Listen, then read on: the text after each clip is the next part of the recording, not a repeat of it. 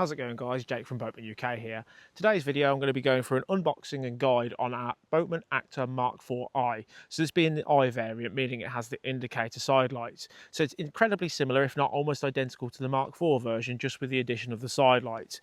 Now these boats are also available in 3 colours as well, so we'll go through that in the unboxing side in just a moment. But from this video you can expect to see what's included with the boat itself and a little bit of information on maintenance, tips, and also what you can expect from the boat itself if you decide to order one. Okay, so here's the box itself. So this is exactly as you'd receive the parcel if you decide to order one, of course. So we'll go through what's included and then we'll go through what to do next. So the following steps, so charging the batteries and things like that. But the important part, what you all want to see, let's get this thing unboxed. So the main thing itself, of course, being the boat.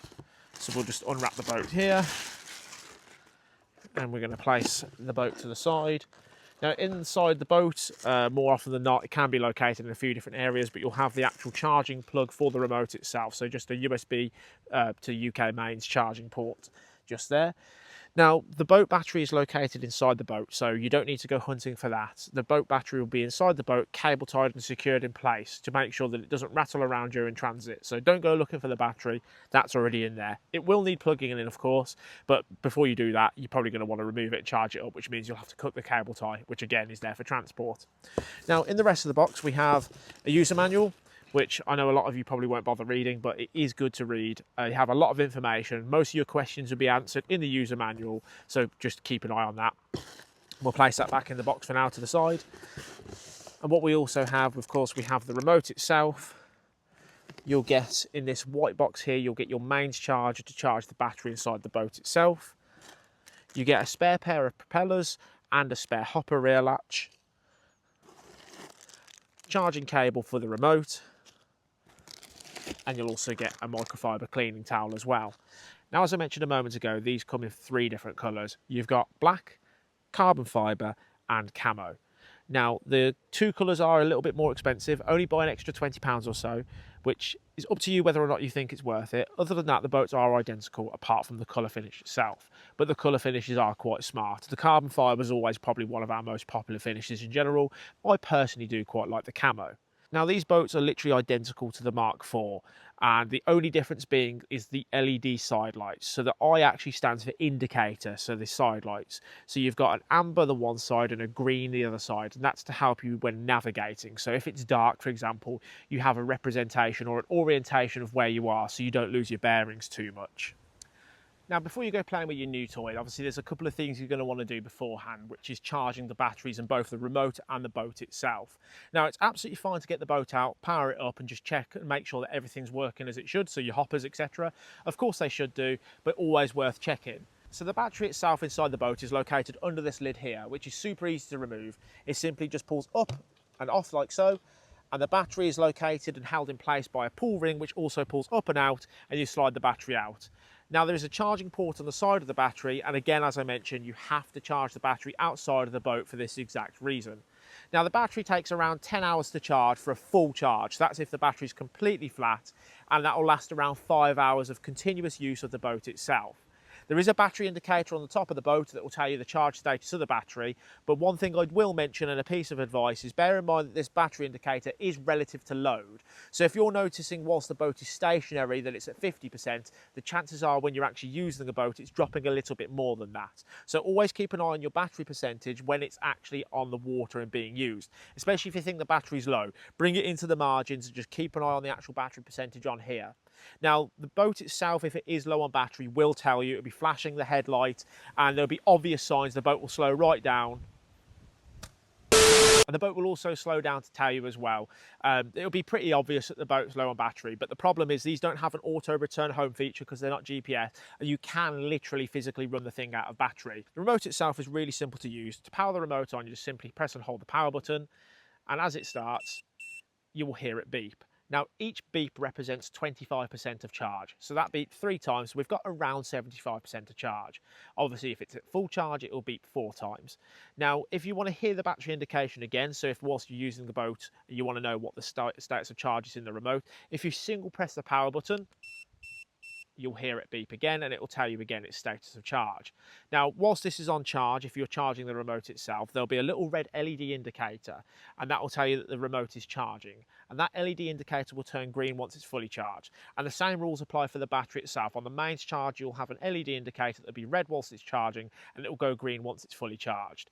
Now, obviously, once both are fully charged, one most important piece of advice regarding anything with like a lithium battery or LiPo battery like these is to make sure that you're not overcharging it. So once it's fully charged and once that light's gone green, make sure you remove it as soon as physically possible. Now, leaving it on for an extra hour or two isn't going to hurt it, but if you're leaving it overnight or even over a weekend, for example, you're just going to reduce the battery life of the product because it's going to go lazy. So make sure once it's fully charged, you're keeping your eye on it so you get it unplugged as soon as possible.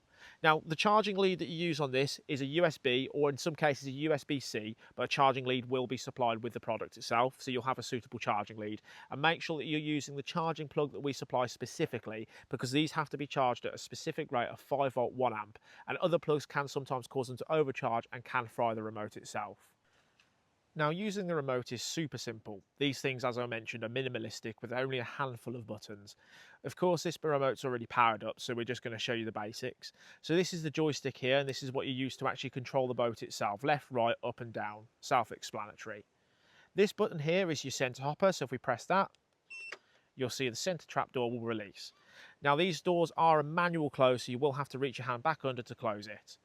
Your rear hopper door is done by the one on the right, and again, if I press that, you will see the rear latch swing open.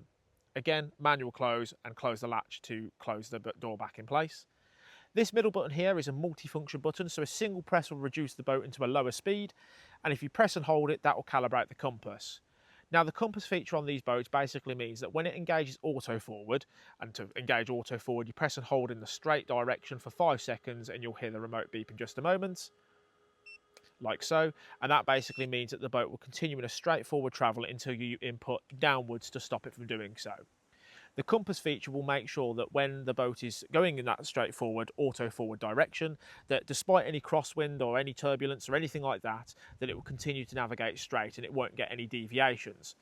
To compass calibrate, make sure the boat is in the water and make sure it's around 10 feet away from you, and again away from any sort of margins or anything of any obstruction. Press and hold this button and the remote will start beeping, and the boat will start going round and round in circles. It does this for around 15 seconds as it calibrates and learns the water that you're on, learns the swim that you're on, and then it will be done and you're ready to use it. I recommend to calibrate the compass every time you go to a new swim or a different peg. It's worth doing because it just makes sure that the boat navigates in a nice straightforward line. These buttons here, or this one rather here, with the 2 arrows left and right, is for yaw adjustment, which basically means to adjust the offset of each motor. So if for one reason or another as the boat ages, if you're finding that it's veering to one direction, and you know, so say it's veering to the left, for example, you'd press and hold this button, and you'd input, whilst pressing and holding it, you'd input right on the joystick, and that would put more drive to the right motor to get it back straight in line. You shouldn't really need to use it. Again, it's covered in the manual itself. This button here is also a multifunction button. This is the headlight ball button. So if you single press it, it will operate the headlight, which at the moment we won't see because it's in daylight. And again, to turn it off, single press it and it will turn the headlight off. If you press and hold this button, this will pair the remote. You should never need to do this because the remote will already be paired to the boat itself. But for one reason or another, if you need to replace the handset in the future, you press and hold that button and then turn the boat on, and that's how you do your pairing sequence, which again is also included in the instruction manual itself. Again, the power button, the final button, is a multifunction button. As I mentioned a moment ago, if the remote's already on, a single press will tell you the status of charge, like so, and press and hold will be to power up or power off. As you can see, you've got two hoppers on this boat. You've got a centre hopper and a rear hopper. The centre hopper is the larger one of the two and will hold 1 kilo of capacity, and the rear hopper will hold around 0.5 kilo. You've got two choices if you want to load your rig into the boat. You can either go through the underside, like so, underneath, and you can go through the centre hopper, nice and easy. Alternatively, you can open the rear door, do it through the rear door. It's a bit tighter, you've got a little bit less space, but you have got a line gap to put the line through, which is nice and tidy as well. But I generally tend to use the centre hopper because you've got a little bit more room for the presentation and things like that as well. One final piece of advice I would recommend is to keep the boats as clean as you possibly can. Now, obviously, we don't all look after our tackle, and I completely understand and respect that, but the better condition you keep these in, the better they're going to last and the better they're going to be for you as well. So, for example, if you're using oils and additives, that's fine, but clean the boat off after, because otherwise, especially like your centre hopper door and things like that, have a release mechanism, and that can get blocked up and gunked up over time and cause it to actually get stuck and jammed. That's a simple resolution. A bit of WD-40 and a bit of grease generally tends to fix that. But in order to prevent it from happening in the first place, if you keep it clean, that's the best thing. And obviously they look prettier then as well. The other thing as well, of course, with the oils and additives is some of it contains quite nasty stuff like acetone, for example, which can be known over time to react with the plastic and can make it go brittle. It's a bit like applying water to bare steel. It's going to rust over time, and this will penetrate and it will damage the plastic over time. But if you use a bit of a degreaser and a bit of a wipe down in general and just look after it, it will be fine and it will last you many, many, many years. And that pretty much covers everything that I wanted to cover in this video today. So it was just a quick unboxing and a bit of a guide as to, as I mentioned, what you can expect from the boats and what they come with. Because if you're anything like me, I always like to see what I'm buying before I actually buy it. And these sort of videos, in my opinion, I think are quite informative and generally tend to help. But of course, I'll take your feedback from that. So hope this video helps. If you have any more comments, any questions, be sure to check out our other videos, because I have done full guides on these boats beforehand. But if there's anything you haven't seen that I haven't answered, feel free to ask below. Take care.